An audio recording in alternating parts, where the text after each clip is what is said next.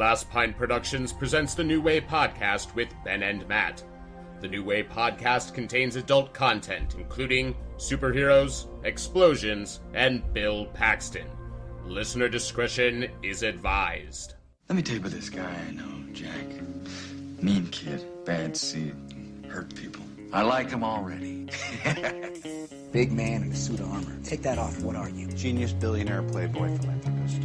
In a severe lightning storm, you want to grab your ankles and stick your butt in the air. He's right. If you're going to get hit, it's the safest orifice. Human sacrifice, dogs and cats living together, mass hysteria. Everybody wants to be naked and famous. Everybody wants to be just like me. I'm naked. Will you help teach me about this? What is it? A new way? Welcome to the New Way Podcast with Ben and Matt. I'm Ben. I am Matt. And thanks for listening again this week. Why are your hands I'm so... doing like this little robotic If you could dance. see Ben, he's like a little child that's really excited, like, we're gonna go on the roller coaster. Ha ha. You should just feel, happy that I'm excited about the podcast every week and sitting You here. were having like a stroke or and, something. You just started gripping your hands and were moving in an odd fashion. I'm sorry if I was scaring you. It was a little frightening. No stroke. But anyways, yeah, thanks again for No stroke. for listening to the podcast this week. Once again, of course, find us on lastpintprod.com or on facebook.com/lastpint, at lastpintprod on Twitter, or you could just click through everything on our website and everything's there. You kind of sound like you were starting to rap there, like, find us on lastpintprod.com. It's going to be Facebook. You know what? I was about to go into some ill-ass rhyming right there, and then I'm just going to refrain because that was going to suck. That was the balls. whitest thing I've ever heard. I got a little brother in me.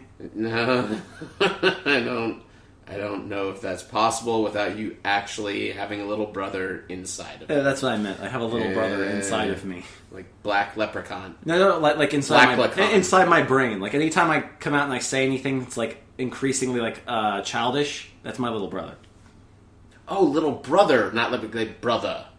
Oh, yeah. Like I got a little brother yes, in me. yes, Or a little I have brother. a little brother. I was an only child growing up, so you have to understand. I developed this. You have split like a persona. conjoined fetus that you absorbed that now lives inside He of you. lives inside my brain, and so occasionally I'll just say something ridiculous, and then I have to blame it on Adam. I don't know what is. This is all complete horseshit. I don't really have a little brother inside of me. Maybe you do. Maybe you're just like coping with it by joking. Maybe I Like, am. no, I don't have a vestigial tail or a conjoined twin that I absorbed when I was 4. I don't know. Maybe I should go go talk to my psychoanalyst. You should go think to them. Ben speaks telepathically with his therapist. I'm sure it's working very well. I sense that you're upset this week. Anyway, yeah. So, anyways, we're gonna talk about a fun, cool thing this week. And how are you feeling after that meal on Sunday? Before I get into it, Yeah. So Ben invites me over for a lovely evening of leftovers on Father's Day and True Blood mixed with the awful, or as it turned out to be awful, Miami Heat game, but. Yeah, Ben's like, I got some leftovers, got lots of food, coming over. So come over, have a beer, hanging out with his wife in their lovely new home. Ben has his new house. I saw my room. It's very acceptable. Acceptable. So like you're gonna walk in and be like, "This is not acceptable." I find this unacceptable. And so Ben's like, they had like pizza dip out. I'm like, no, I'm okay. He's like, I'm gonna make a plate of leftovers. You want some? I'm like, yeah. He's like, a little bit of everything, okay? Sure. Ben brings out, and this is at like 9:30 at night on Sunday, a plate unlike anything I've seen, even at a buffet where I can fill a plate like nothing before. There's steak, there's macaroni and cheese, there's green beans, there's potatoes, there's some shrimp. I found amidst the shrimp a piece of what tasted like teriyaki chicken. Yes. I don't know where the teriyaki chicken came from. It was just a chunk that got lost amidst the plethora of other things on the plate and a fresh baked roll. And I literally thought I was going to die by the time I finished. And Beth is like, "Would you like dessert?" I'm like, I'm going to explode like one of the vampires on this show if I put any more food in my mouth one right now. more teeny morsel of nuts, and then you explode. It was absolutely delicious, but it was a crap ton of food to have that late, and I had some wicked dreams. It was very. Oh, did you? I slept like a fucking rock. I went out. No. I slept. It was worse because I got trapped inside them. Normally, if I'm having an uneven dream night, I wake myself up. But I was in such a food coma that I had no way to possibly escape them, and I just was stuck in dreamland for a while. That's funny. I thought it was just. I was going to wait for you to say something about the fact that I was serving you this basically like 21-ounce sirloin steak that you're eating while we're watching True Blood.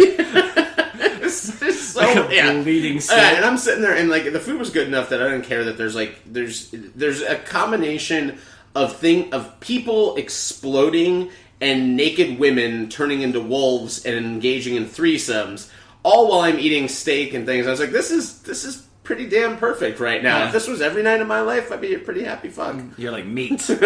Meat, women boob, wolf women. Single woman boob. It was porn without all the pesky porn getting in the way, so you got more of the character and bad lines. It was perfect. It was just fantastic. Were you one of those people that ever watch porn and you'd be like, man, that's terrible acting? No, but I did have my friend Mia, who actually I'll be going to visit in 2 weeks, and she and her husband are going to do a little podcast interview for us. I think we're actually going to record in a sound studio, so it may be the nicest sounding awesome New Way podcast. But we'll look forward to that. Mia was always the one that was constantly touting the most expensive, highest budget porno ever made. And she showed me this movie. Was it the fire one? Or no, was it the Pirates of the Pirates? Not the Pirates one. No, this is old. This is 97, so 98. It was like the Firestorm. It was the Brad Armstrong. There was like one. I can't believe I already know this. I'm like, I know the director. I'm like, I've seen. Like, there were car chases, there were explosions, there was stunt work. Not like just stunt cock work, but actual stunt work. I've actually seen this because I think that Luke owns or owned it. Of course, Luke owns or owned it. But I swear I watched it in college because there's a director on the DVD. There's a director's commentary, on a porn movie. And the funny thing is it's like at some point, like the funny thing is during all of the scenes where there's actual like things happening. He's talking about it. He's like, oh yeah, well we shot this here. Like your normal commentary. But then when it gets into the porn things, you realize that a director runs out of things to say about a certain porn thing. So he's just sitting there just trying to fill time, like, bam. Yeah, look at her take that. She's like, I think she's about to take it in the eye right here. Man, she was such a trooper. It's made me spit up LaCroix all over my nose. The thing is, I'm not even joking. Those are literally things he actually says in the commentary. I just remember listened to the commentary. I swear, because I think there was a day where I got really high with one of my roommates when I was like 20 years old, and I never even used to smoke weed back then. I think it was one of those few times where I actually smoked weed and I got high, and I remember watching that and just us laughing hysterically. I would think I was rolling on the floor. Well, here's what's going to happen. When I'll be in Ohio in a couple of weekends. We're going to record the podcast. I'm going to make sure that that Mia and her husband Steve and I all get hammered one night and watch that movie with the commentary so we can discuss it on our podcast, because this is too important. And what's even better, oddly enough, that we had no plan to ever talk about the most expensive porn ever made, but it ties perfectly into today's subject matter. We've been really good about shoehorning, like, I don't know how it happens, but this is a pretty seamless transition. We're talking about summer movies, which contain some of the most expensive movies ever made. Right, tentpole movies. Obviously the... versus the porn. It's a different kind of tentpole movie. The greatest tentpole movie ever made. I can't believe that Brad Armstrong didn't say that somewhere in the commentary. He had me marketing for him. This is a tentpole, the tentpole porno. I can't even use the word tentpole now. It's kind of like I can't use steaks. I can't use tentpole. I'm just going to completely exhaust every single word. This is going to be the Double Entendre podcast for sure, I think. Oh, by the way, last week I realized because I actually listened to the podcast, and you're the one. I went back and listened to our own podcast, which last week's podcast was actually pretty funny. I thought I enjoyed it quite a bit. We were being pretty goofy about it, and I totally just my mouth is an asshole, and said, I think I said dichotomy when I meant to say dictonomy. I was just listening to him like, I sound like such a fucking douchebag. But by the way, I listened to it again as well, and you did say hoot at the moment where I you know, said, you're right. yeah, I was You're right. completely right on that one. Just You're thank right. God you brought it back up so I could throw it in your face. I'm sorry about that. In your face. Since you're so much like Hoot. God damn it. Runs in the not quite related family. And speaking of which, this is going to be another delayed week. I'm still waiting on Bandera Radio to get us the MP3 of my radio cast. Which I'm very interested in hearing. If I can't get... And apparently the other woman the poor woman that was talking about farm insurance for half an hour before me, she also has been unable to get on it. And was also apparently is very fascinated with me and has been asking my mom about my radio background since he sounds like he should be on the radio. He's got a very professional radio voice. Nice. Now let me tell you about some tractor insurance. So now if you get some random downloads from Bandera, Texas, we know that they're not coming from your mom. They're coming from the woman that runs the farm insurance in Bandera. Hey man, farm insurance is no joke, dude. Oh, listen, Listen, I know more than I knew, and that I will ever know about farm insurance. She was very knowledgeable. I don't mean to make fun of. I'm not poking fun. She was actually very informed. I've sat there just like kind of listening, and like, oh, well, if I lived out here and I had to insure my farm, this would be important information. The funny thing is like, I mean, I've been in multiple car accidents, where you have to deal with insurance agencies and stuff like that. When I grew up, my grandparents owned a farm in Cleveland, Tennessee, so I spent a lot of time out there. And one of their tractors, John Deere's, were stolen. Yeah. And so things along those lines fall under the total farm insurance. But man, they had like 7 people out there like taking pictures, like doing. I was like, it was like a crime scene investigation. I was like, this is crazy. Well, and I love like in at least 10 minutes of like her half hour on there were spent on ATV, like how you insure against someone coming to your property and using your ATV, like teenagers, because like that's apparently the number one accident out in Texas is kids getting in things. Versus Florida would be like the golf cart insurance. That's the number one accident. Yeah, I was walking by and I saw this ATV and it was a total accident and I hopped in and like drove it into a ditch. Yeah, pretty much. A lot of people just like walking around drunk, like, that looks like fun. Did you ever hear about the time Timmy, our friend Tim, had his car stolen and the car was found the next day in the median of 95. Like, nice. Not messed up at all. Like, they didn't mess it up. Somebody just decided to take it for a joyride and then park it in the median. That happened to my brother. And I apologize to Tire Kingdom for putting in this like this, but we first moved to Florida. My brother went and took the family car, like one of our family cars, over to Tire Kingdom to get the tires changed. He's in the lobby and he's waiting there for like an hour, 2 hours, and he doesn't know what's going on. So he goes back into them and he's like, where's the car? They can't find his car. This is a 1983 Oldsmobile Cutlass. Is that correct? Yeah, Cutlass Supreme. Cutlass Supreme. This maroon, just awful looking vehicle. And a Cutlass Supreme. And they're like, we don't know. We think it's maybe they're testing or whatever. They didn't know. And eventually, like, they find the guys driving down the street in it, and he's like, oh, they took it for a joyride. And my brother's like, I've been in that car. No one has joy in that car, and no one has in many years. And essentially, they used it for a drug run. They ran it up to Hobe Sound and took it on a drug run and brought it back. And my brother's like, I should really have free tires from Tire Kingdom for the rest of my life. That's pretty crazy. Happened. But anyways, back to summer movies. And when Ben proposed this subject tonight, this is how thick I can be about some of the times when Ben gives us kind of ideas on these, and I don't really understand or I don't ask questions. I started writing down movies that take place in the summer, and I had a nice small list going on. You're like, that's a quarter of the movies ever made. Yes, I was like, oh, this is a great, like, the Sandlot's a great summer movie. There's no school going on. What about other 4th of July movies? And I had a whole list going, but we're actually talking about movies released in the summer in real life. In case those of you out there are as confused as I was. Yeah, hopefully not, because I thought that would be a pretty clear topic. Because you immediately wrote back, okay, that'll work. That'll work, yeah. Because in my head, I'm like, oh yeah, I started putting my list together. It's perfect. Any movie that came out during the summer, really, is what I'm sort of thinking about. Which, I mean, If you've lived in South Florida, I suppose that's perpetual. I was going to say, what are your, it used to be summer was like June, July, August, but summer's starting in May and a little bit of April as far as movies go. I had a note on that because there was a movie that came out in April that I feel like it qualified to me, and I'll get to it in a minute. But yeah, it's I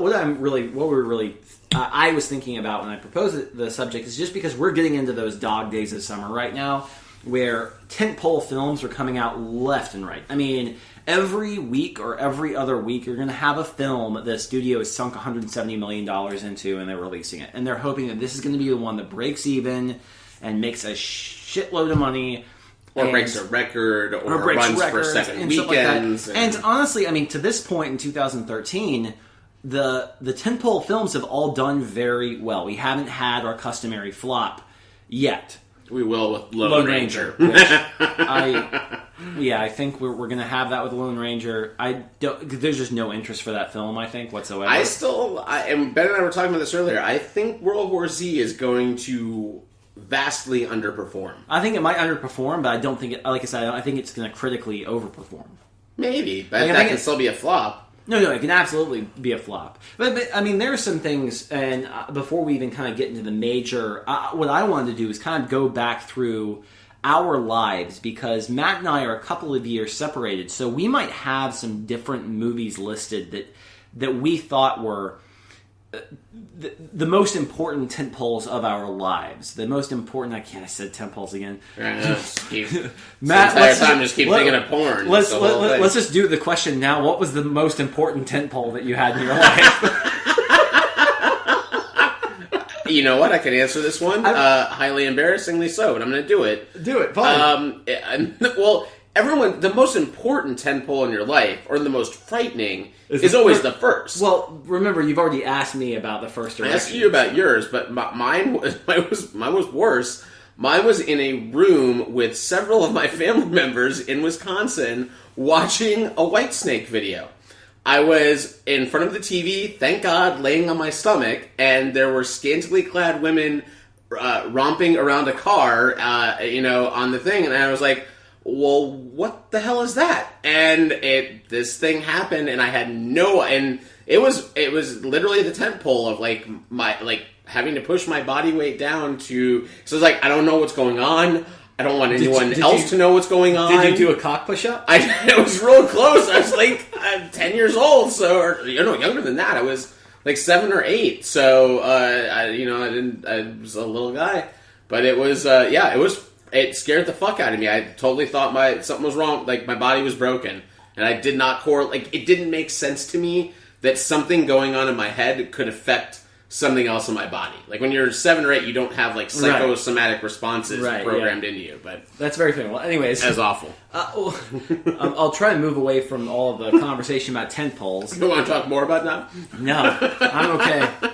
But just, there were these very important films that came out, and we'll talk about, I'm sure briefly, about sort of the films that broke the mold and became, because obviously summer is a very important time. The kids are out of school.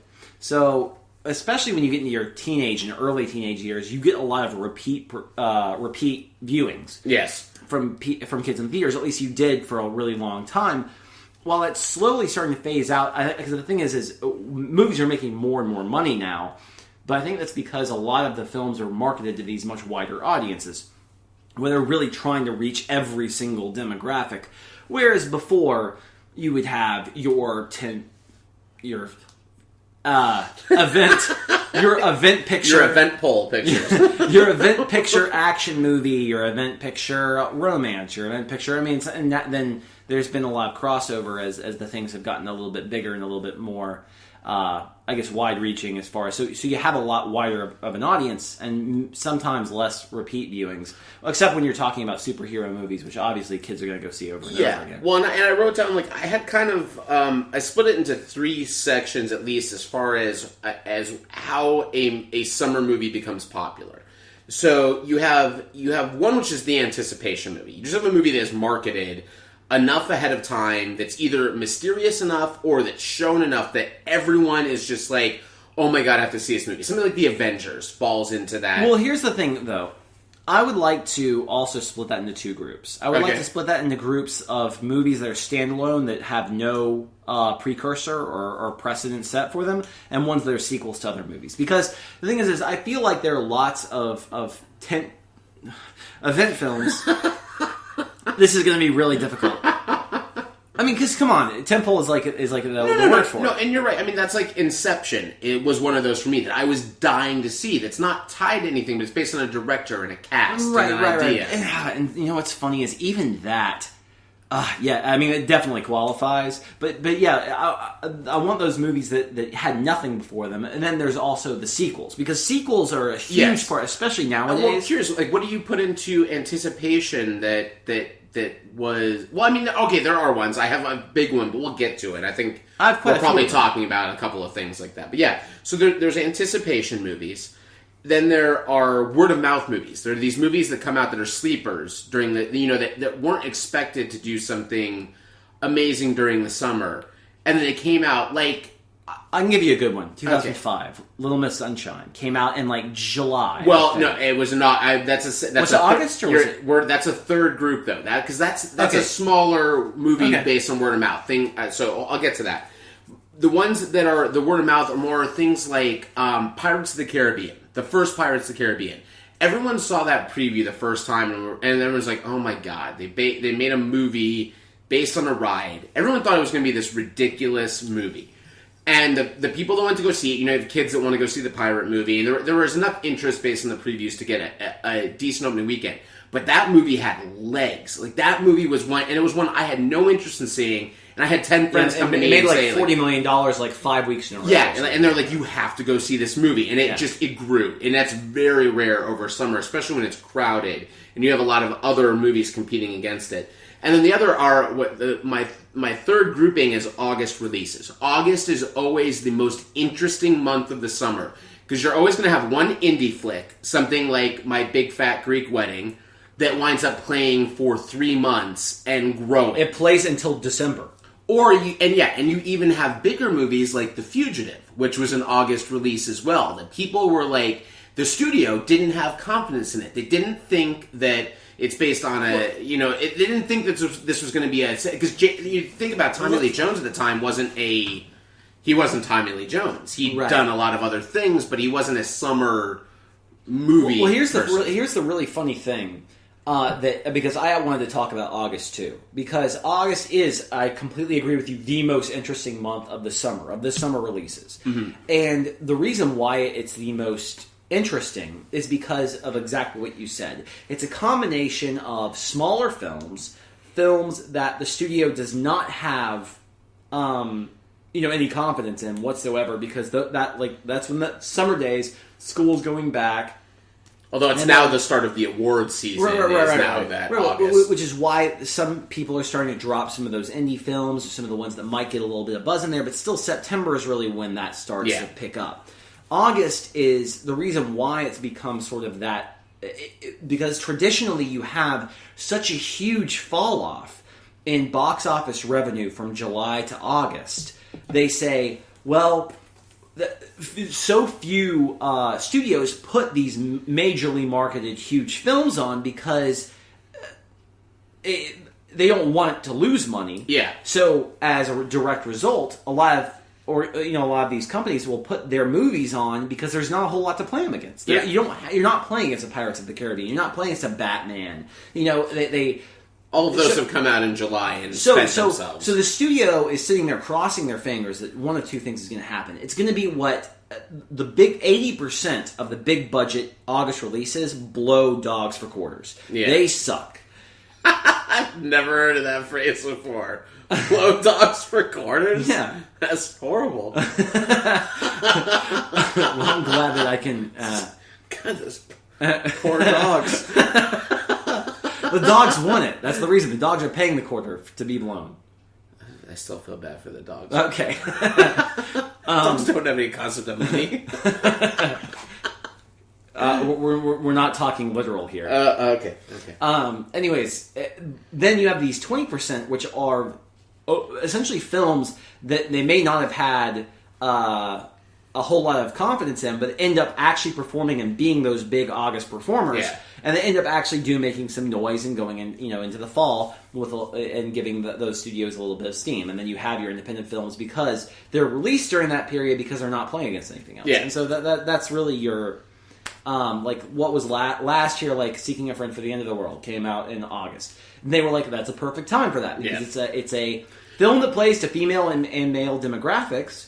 And we're not playing against anything big, so it can make money. Well, and what's I'm kind of fascinated by this summer because I'm trying to think in my head right now, and I feel like I'm missing something. I know there are still movies I'm very much looking forward to in the summer, but what's the big July release this summer?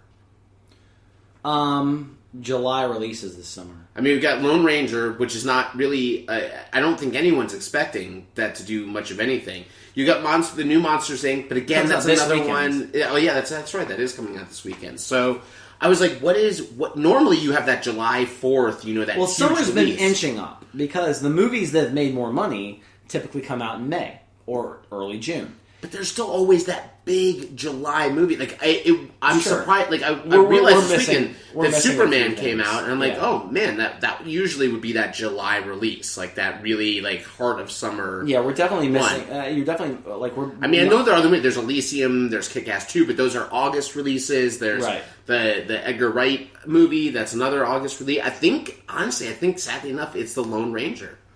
Yeah, maybe. Like, oh, what an awful... Like, what a great start to summer, and what a horrible, like, middle part of summer. Well, don't say anything, because the movie hasn't come out yet. For all you know, it could be cool, but we'll see. I don't know about that. Anyway, no, so those were kind of the groupings that I kind of felt like embodying. I like those groupings, too, and it's interesting because, like I said, like and that's how it exists now. Because the August releases are basically its own thing, and then you have the anticipation movies, which is good. When you always also have a big May release, like in that, what was funny is I think the May summer blockbuster started with 2 movies, and if I'm not mistaken, maybe there were 2 different summers. I think there were 2 different summers, but it was The Matrix was a May release, and The Mummy were the 2 that I remember being huge May ones. I already wanted to talk about both of them, because The Matrix came out in April. Oh, that was in April. That's what you're right. Matrix, I believe, came out April 26th.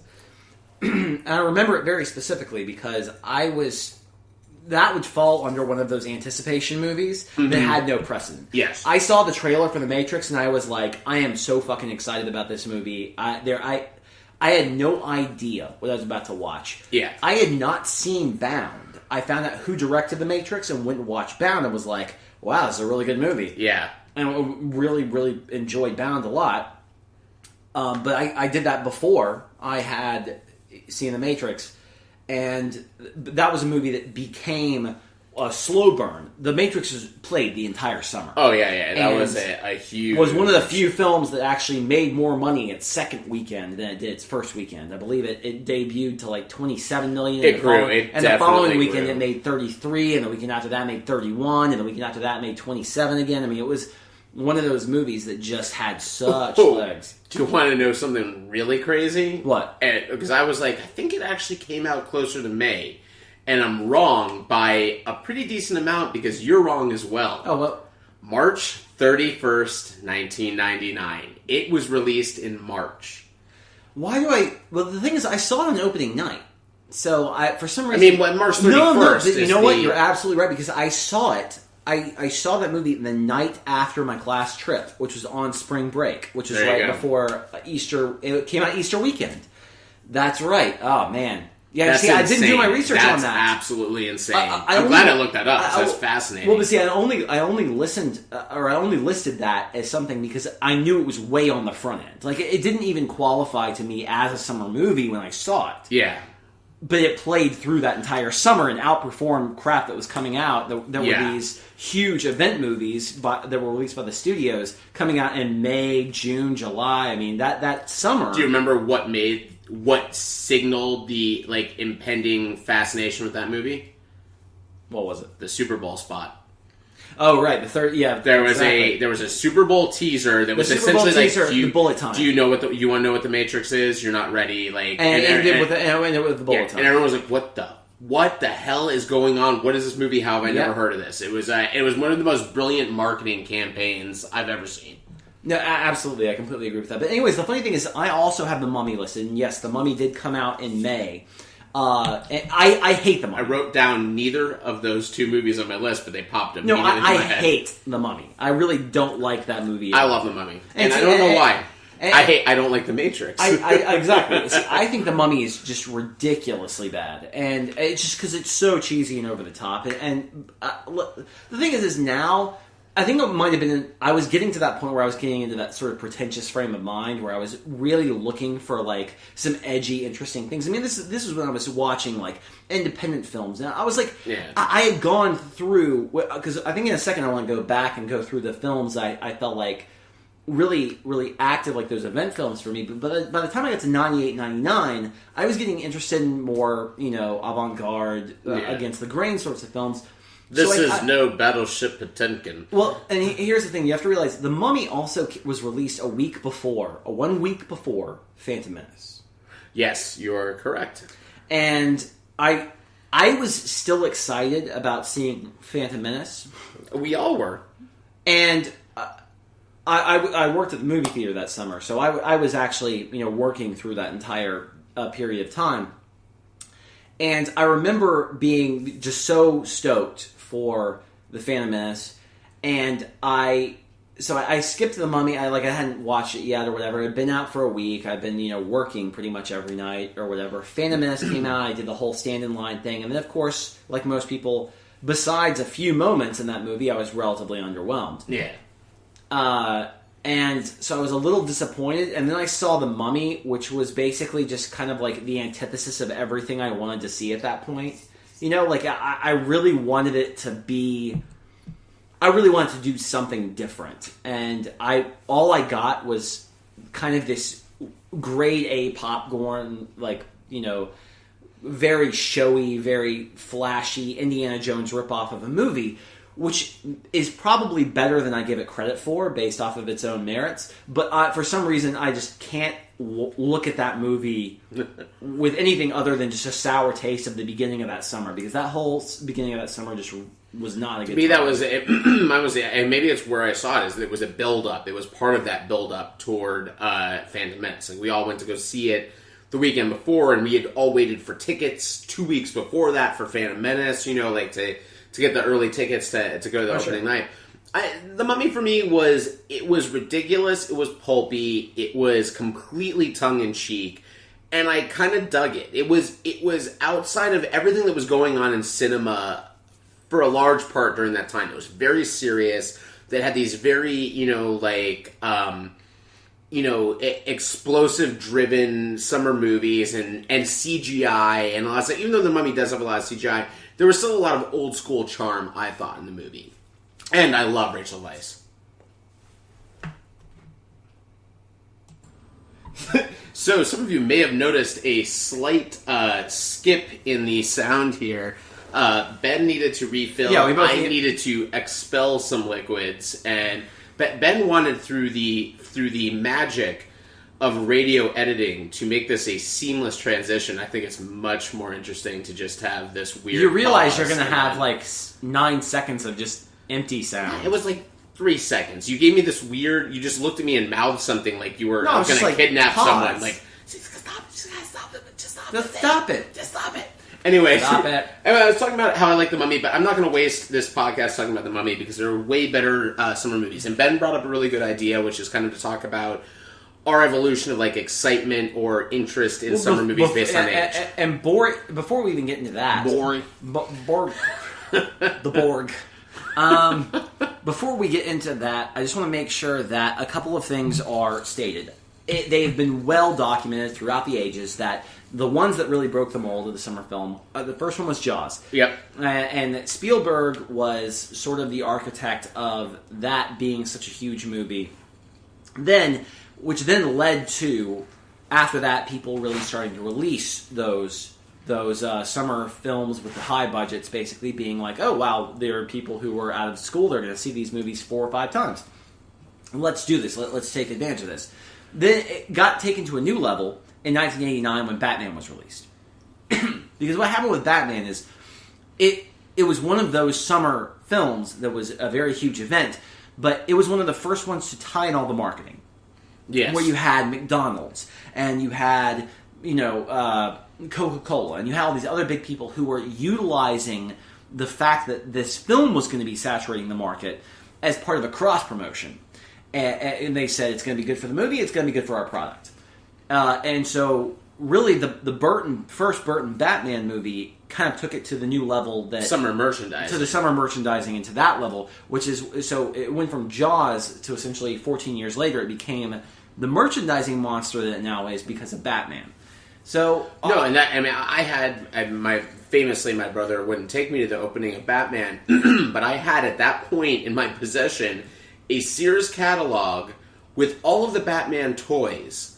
This is months, like 2 or 3 months before the movie was released. I had the toys in a catalog that I could buy. That's why I was so excited. I had already picked out what I wanted for Christmas that year was this, the Batwing and the Batmobile and the Batcave and all this shit that didn't actually exist in my life other than on the catalog page because the movie hadn't come out yet. Right. Like, it was ridiculous. That's a good point you make. yeah. So anyways, just to give those films credit for what they essentially contributed to the progression of summer film.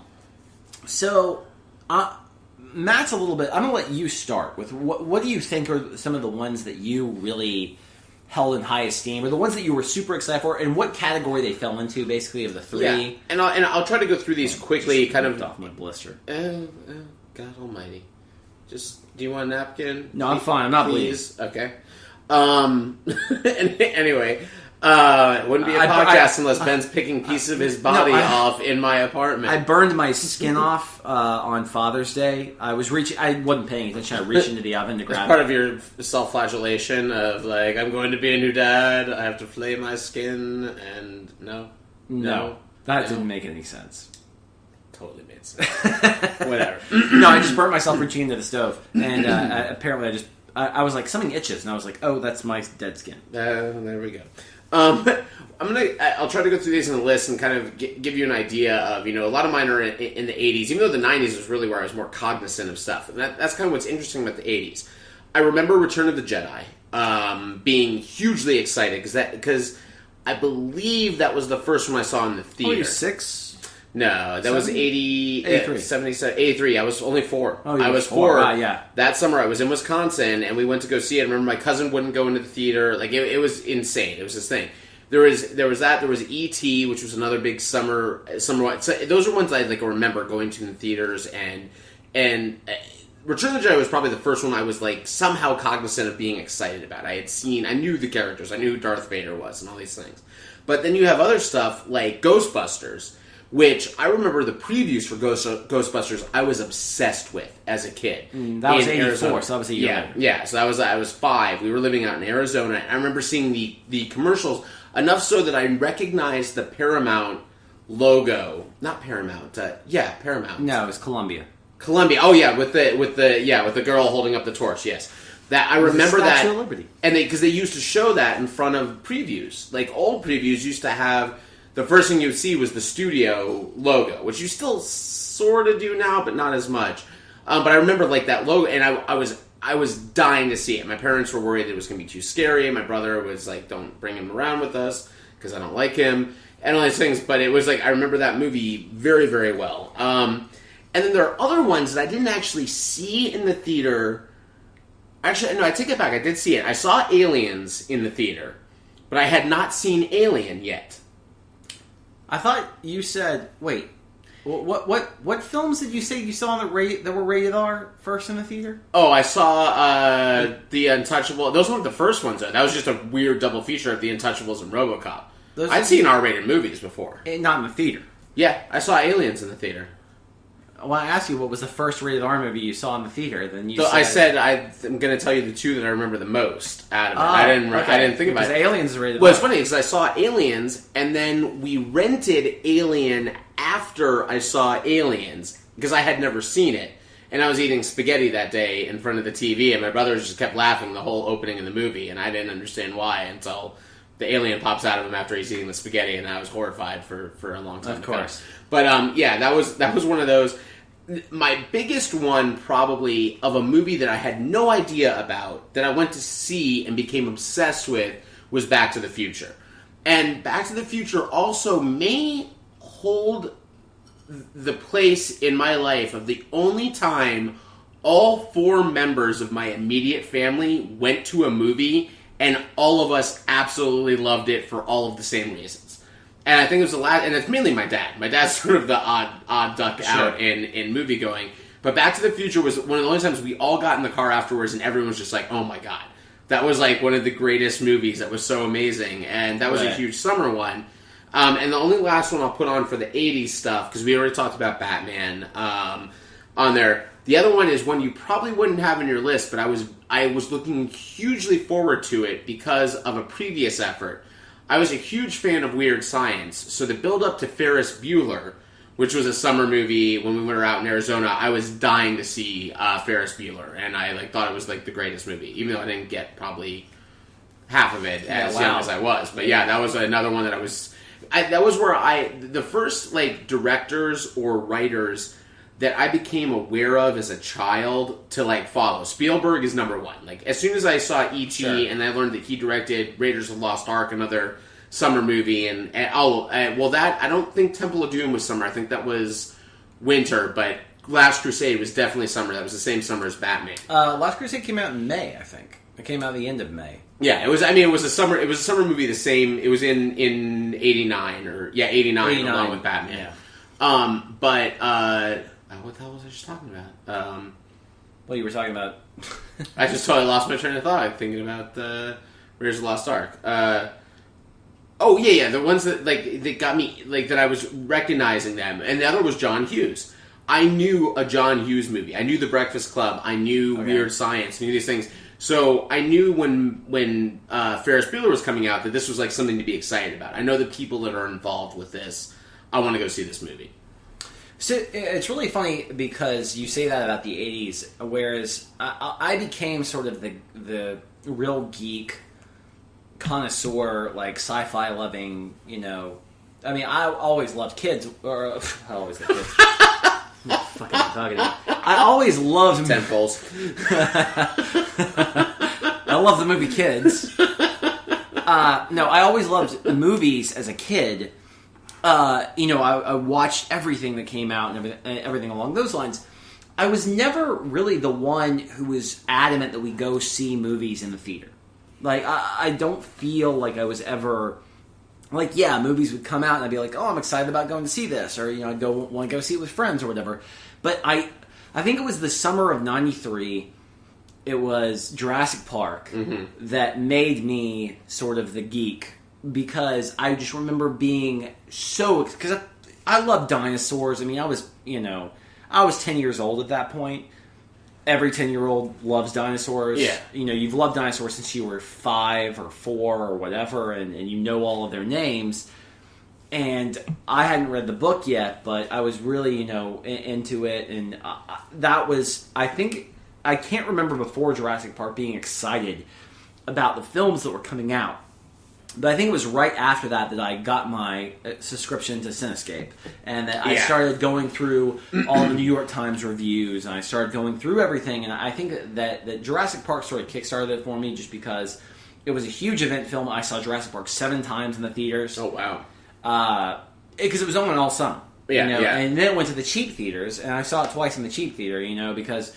I still remember for 2 different people's birthdays a week apart in August, it had just gone to the cheap seats, and they were like, oh yeah, we'll just go to the cheap seats and watch Jurassic Park, because everybody loved seeing the movie over and over again. At that point, I pretty much memorized it. And it's really funny, when we were walking out of... Before I hate to cut you off, I saw Batman in the theater. Batman was probably the most... the thing is that blew me away in the theater, but... I didn't get to the point where I was really over... Because at that point I was 7. I wasn't really overly anticipating films, I think, until Jurassic Park. I had gotten to where I knew the dates, by that point. And it's really interesting. When we went to go see... my brother and I went to a double feature this weekend to see This Is the End and Man of Steel. We were walking out of, I think, the second one, and there was this, these two little kids, probably 6 or 7 maybe, Right. walking out with their dad, and they were like, well, "We got to come back because Epic comes out July, blah blah blah blah," and like they knew the date, they knew the exact date and it's Epic, which is, I mean, I know I've seen a lot of ads for it, but I didn't know that there was like a buzz for kids that I've seen. Like, clearly, whoever's marketing Epic knows their They audience, know their audience, right. really well, because these kids were like, "We've got to come back." It and is see a this. brave new world in marketing. Yeah. man, because some of those people are masterminds. Well, and I don't watch Nickelodeon, so I don't know what's being Exactly. blasted at them 2 times every time they Exactly, watch yeah. their show. You have no idea what's... Yeah, I mean, but those people get paid a lot of money to figure out how to deliver to their demographic. Like, kids knowing to date. I mean, and I did, like, my heyday, though, of dates was really the same time period as yours, which was, I was much older, I was not much older, but like 14 or 15. I was counting down days because I was reading Cinescape and I was reading early issues of Entertainment Weekly and all these ones where like I had marked up my calendar of like, this movie comes out this weekend, we have to go see it. Like, I know when it's coming out. Well, and that leads me into kind of one that I think was another one of those that falls into the middle category of like the anticipation movies, but with no precedent, like with no. It wasn't a sequel. It wasn't anything that, like I said, the reason why I almost want to talk with you about, like, or raise a little note about Inception was because now there's such a culture, there's such a fanboy culture that even though it existed back then, it's so much because of the internet and the prevalence of that. It's so much the feeling I know what movie you're more talking expansive now. But when Independence Day... That's the one I thought. Yeah, when the first teaser for Independence Day came out, people went apeshit. Because the other thing about Independence Day that makes it unique is that Inception is by the director of Batman Begins and The Dark Knight, and it's starring Leonardo DiCaprio, and like there's all of this pedigree behind it. Versus Independence Day... Will Smith was nothing at the time. I'm a big fan of Stargate, but it's not a lot of people were like in love with Stargate that like, I can't wait to see what the next movie these guys do is. Yeah, exactly. So you've got untested really like directors that aren't household names. You've got Will Smith, who's coming off of 6 Degrees of Separation. He had done Bad Boys, I believe, at this point. Yes, he had definitely done. I thought Bad Boys was 95. Bad Boys, I think, was 92. Oh wow! Yeah, I'm pretty sure this is post Bad Boys. I was wrong on my dates before, so that's what I know. I think like this was Will Smith was coming into his own, but it wasn't just the reason why that movie was such a shocker is I remember opening up the Palm Beach Post's TGIF, and I'm like, there's this summer movie. We've seen these, the White House exploding, like this crazy stuff going on, and then I look at the cast list. And this is like 3 weeks before it's opening, and I'm like, it's fucking Will Smith, Jeff Goldblum, and Bill Pullman. And Bill Pullman. And I'm like, who in God's name decided to put these 3 people in a movie? And it was like a joke for a second, and then the hype started to build. And then Independence Day was the first one I remember that they bought airtime, because it was done by Fox. I believe it's a Fox movie. Yes,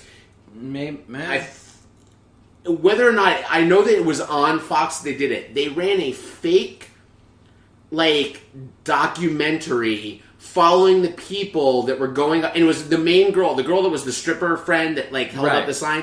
She was the main star of this fake like documentary of her going up to the top of the building to greet the aliens, and it was everyone around the city talking about, oh my god, there's aliens that have come here. We're all excited. There are other people that are like, we don't trust them. It was the first case of viral marketing that I remember that I was like, holy cow, this is intense. And that's awesome. And I remember they advertised, and I watched it. I sat in front of the screen, I videotaped it, I watched it over and over again. I was super excited for the movie.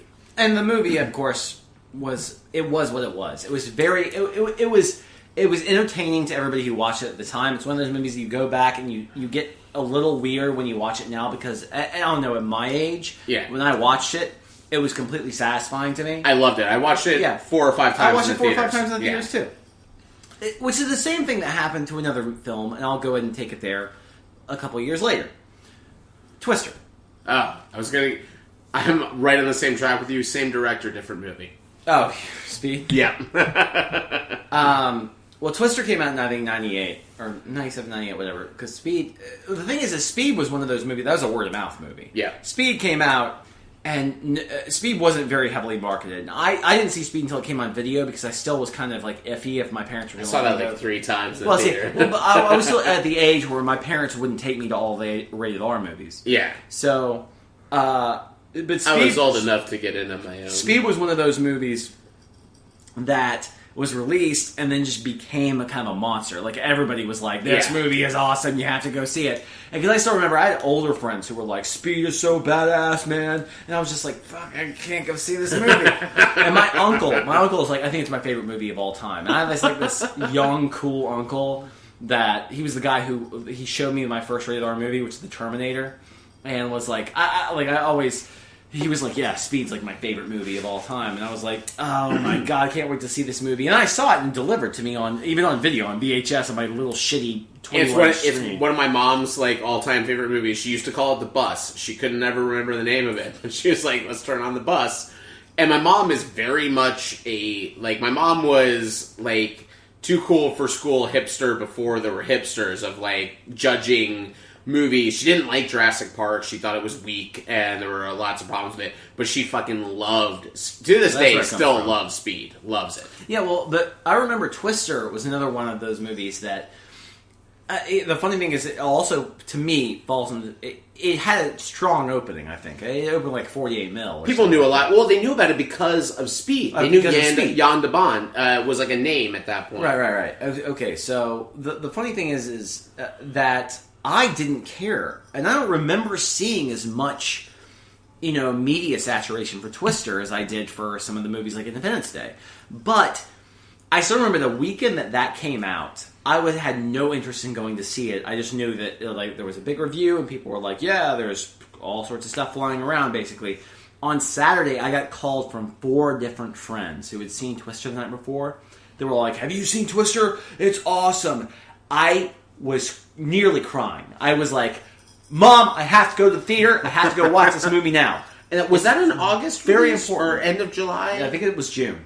Okay. Pretty sure it was June. I couldn't remember. Because what's funny is I'm the reverse. I never saw Twister in theaters. One of those my mom and my brother went to see. I was out of town, and I never got to see it. I also ended up seeing it 7 times. First time I ever watched Twister was in college. It was in my dorm room on a 24-inch TV. Well, which is, I think that would be a huge detriment for that movie, because I still, when I see that movie, I reminisce about seeing it in the theater for the first time, which the sound in that movie is unreal good. I mean, it was nominated for an Academy Award for a good reason. The sound in that movie in the theater was unlike anything I'd ever heard before. Don't worry, Jamie Gertz is just as annoying on regular sound as she, I'm sure, was in the theater. So that she was the only reason I couldn't. Everything else in the movie I was fine with. Listen, you know me, I'm a huge Paxton fan. So anytime he headlines a movie, it was really funny too when it came up. I had no idea when I saw the movie that weekend that it was written by Michael Crichton, and at that point I had seen Jurassic Park, and in the period between when Jurassic Park and Twister came out and the 3 years, whatever, I had read every single Michael Crichton book. So I didn't realize this. And the funny thing is, I had a subscription to Cinescape. I read Entertainment Weekly. I read all these other things. I feel like Twister just wasn't pumped up as much as it... I don't know. I remember it different. I remember knowing of it, but I wasn't... I think I may have been out of town when it came out. I think I may have been overseas. Yeah. I just remember reading. What year was it? I think it was 96. I was in town. That was when I had the French students over. It was a really busy summer, so I didn't see a ton of movies. But I think it was 96. I think you're right on that as well, because I think I saw it the following It may have been 97, but I'm pretty sure it was 96. I think it has to be 96 because I saw it when I was in school in 97 or 98, and at that point there was still a year between the time it came out. Oh, sure, yeah. It was back in those days. But yeah. What's funny is you made me think of another August movie that maybe is there are 2 that hold kind of I think like a really, really important place as far as hype and one as far as word of mouth. Hype is Blair Witch Project, which was, I believe, an August release in 98. Honestly, I don't remember when Blair Witch Project. I believe that was that was 98, but the other one that's You mean a wide release? Because the first time Blair Witch was released was in like 97. Yeah, there were screenings, but there was the official. It went to it is one of the reasons why at South by Southwest doing the film thing. This is is actually a bigger after thing. after Lionsgate bought it and repackaged it and built it up. It up. Okay, where most of the normal movie going public hadn't seen it, and we went to go see it. I remember that. I believe it was 98. I want to say summer of 98.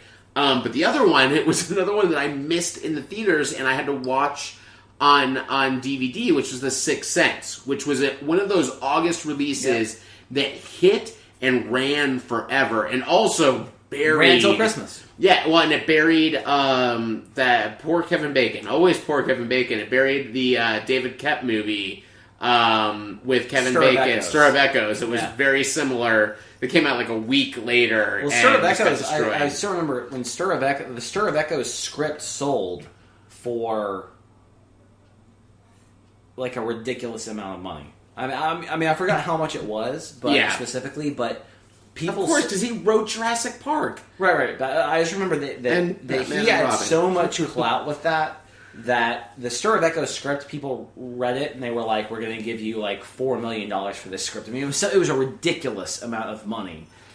And meanwhile, the Sixth Sense script was like this M. Night Shyamalan completely under the radar, like doing this movie with Bruce Willis, and then that ended up being, of course, the Goliath. That even while Stir of Echoes is a completely competent movie, and probably, I don't know, one of the best kept scripts I've ever seen on screen. It's better. I don't like his direction, but it's I meant script. the script. Yes, I meant one of the scripts. Yeah, the direction isn't great at all, but a great performance by Bacon. Yeah, when is Kevin Bacon really not good? Yeah, it's hard. I gave up on The Following, which is an awful TV show, but Kevin Bacon was good in it. It's just the rest of the show is so bad that its horribleness could not overcome the greatness of Bacon. It's like you can watch Mystic River and just admire Kevin Bacon. And the only one deserving of an Oscar nod and the only one that didn't get one. It's so pissing me it's out. Kevin Bacon. What's funny is you briefly mentioned a movie that is maybe what I remember as the only movie that was bigger hype and bigger marketing than Batman when I was a kid. Not kid, but close to it. What? It's two or 3 years after Batman, which is Terminator 2. Oh, wow. Judgment Day was... the thing is, the reason why Terminator 2 doesn't show up in mine, I couldn't watch rated R movies at that point.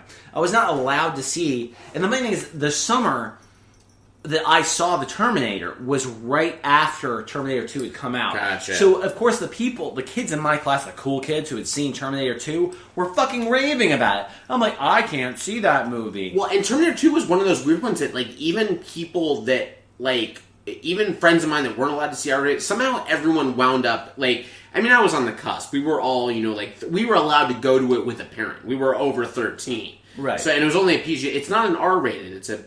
No. Terminator 2 is R-rated. R-rated, yes. Yeah, hard R. For some reason I was thinking it was PG-13, but yeah, R-rated. But you could still, like, children under 17 admitted with parents, yeah.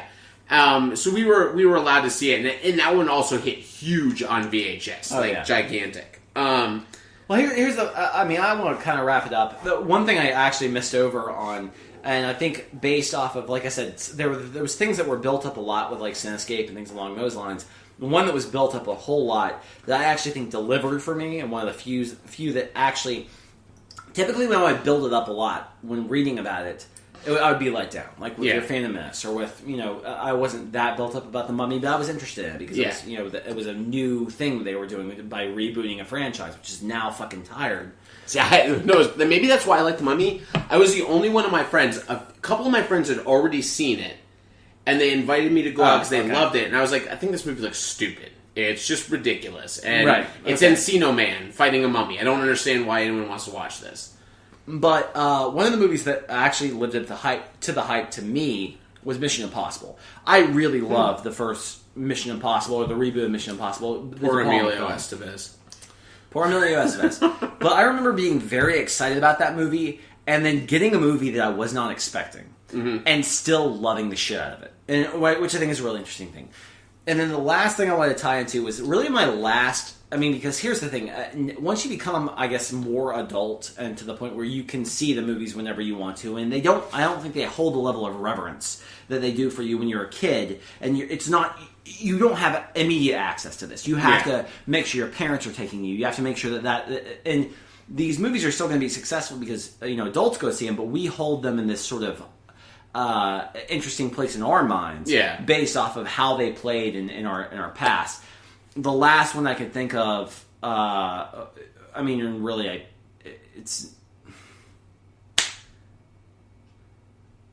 right before the summer before I went to college. Mm-hmm.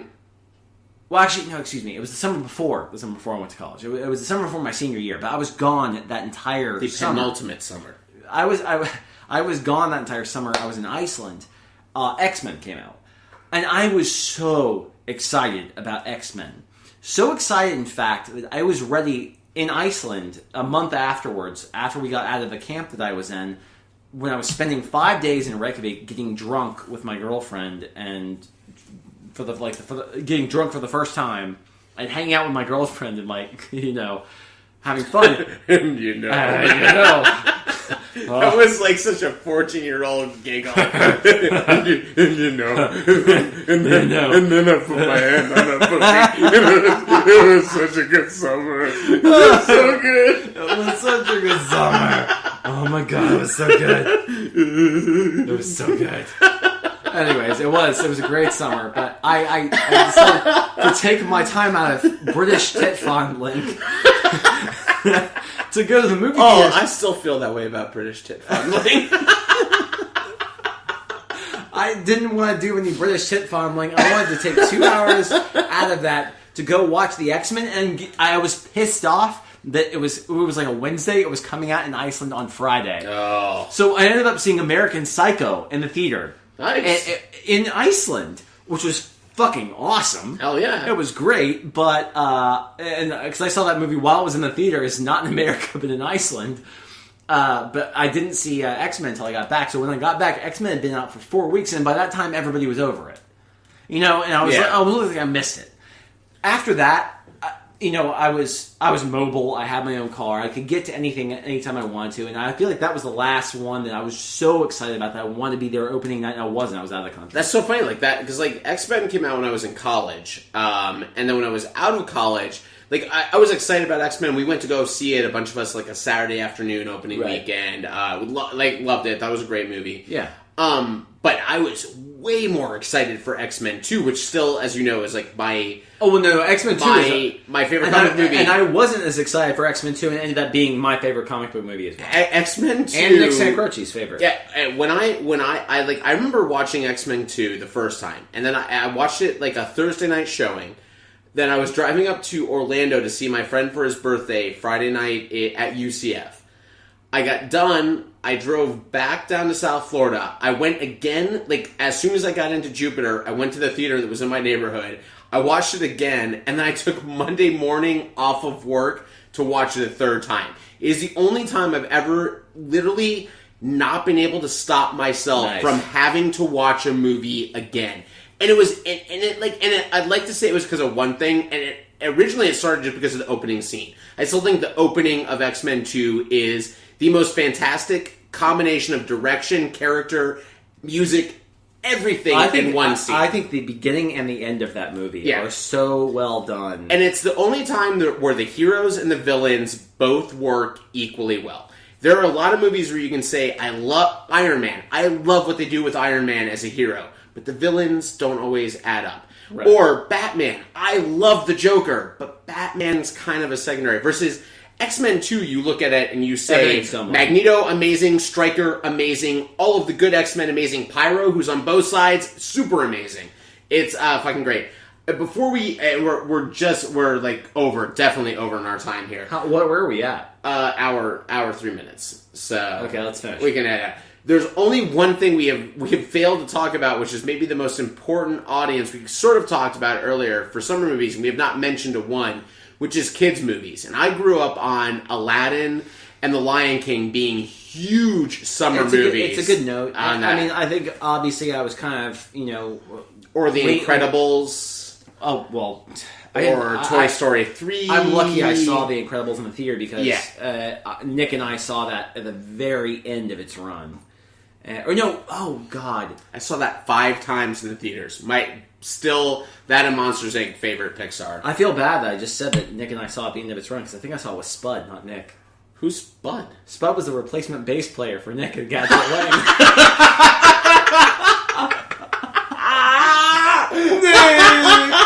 Don't stop listening. You just called out the stunt cock that you went to go see The Incredibles with instead of Nick.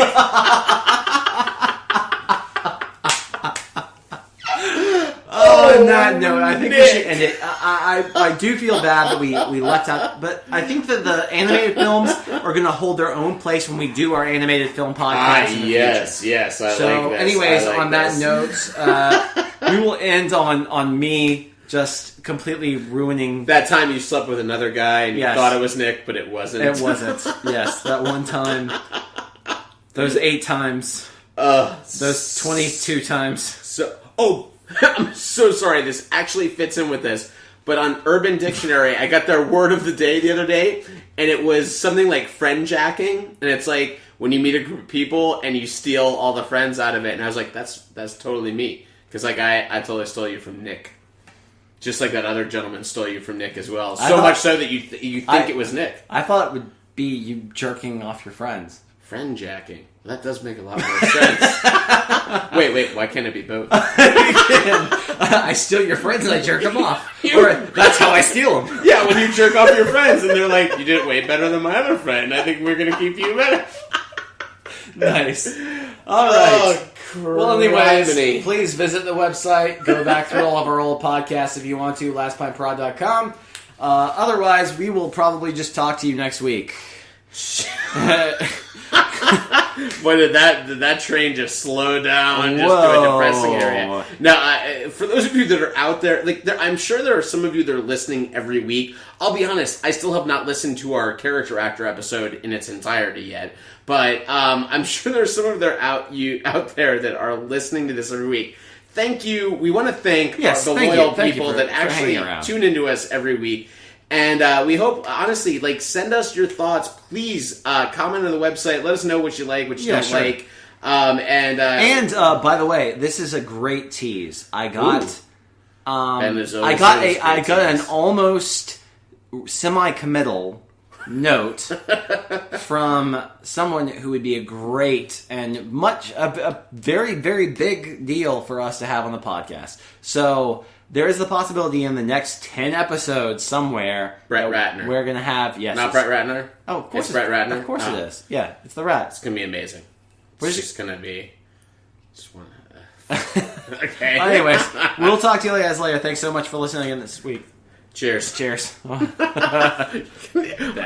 sorry, Ben was just reaching for the headphones. Cheers. I was like, shut it off. Reaching for the headphones as if that will stop it from recording. Matt, shut it off. If I can't hear it, it doesn't happen. It's sucking my whole way.